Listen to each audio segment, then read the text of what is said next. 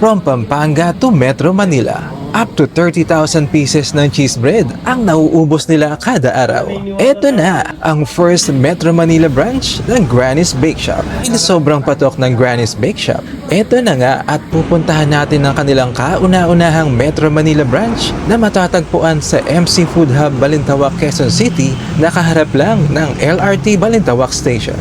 Ano nga ba ang meron sa Granny's Bake Shop kung bakit umaabot ng up to 30,000 pieces ng cheese bread ang napapaubos nila kada araw? Siyempre, ang kanilang cheese bread ay siguradong malambot, tamang-tama ang tamis, hindi nakakaumay, at bawat kagat ay punong-puno ng sarap. Ito yung tipong isang piraso pa lang ang nakakain mo, pero gusto mo nang umorder ulit na kahit isang box pa ang hawak mo ay kayang-kaya mong ubusin. Bukod sa cheese bread, andyan din ang kanilang Spanish bread. Malambot, mabango, at puno ng creamy at buttery na palaman. Kapag bagong hango sa ube ng tinapay, mas lalong lumalabas ang nakakaingganyong aroma na siguradong magpapabalik sa iyo. Abot kaya din ang presyo ng kanilang produkto. Dahil for as low as 120 pesos ay may isang box ka na ng patok na cheese bread. For sure, magugustuhan nyo rin ang iba pa nilang produkto gaya ng ensaymaditas, brownies, cheese roll, meron din silang pandesal at one of their newest product ang lengua de gato. Sang manipis, malutong at napakagaan na butter cookie. May mild sweetness at rich buttery taste na nagbibigay ng kakaibang sarap sa bawat kagat. Sakto ring i-partner sa masarap na tinapay ang kanilang mga refreshers. Available ang Granny's Tamarind, Mango Passion at meron ding peach lemonade. So sir, ang masasabi namin kay Granny's Bake Shop, ang may pagmamalaki namin is kahit ilang araw po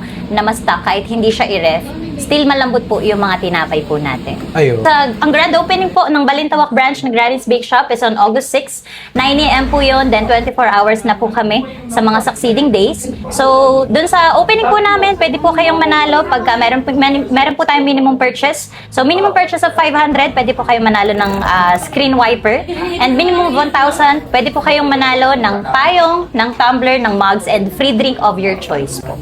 Ayo. Sa mga viewers po and supporters ni Sir Sarap Manila TV, bisitahin niyo po kami dito sa Granny's Bake Shop Balintawak branch on August 6, 9 a.m. onwards. Thank you po!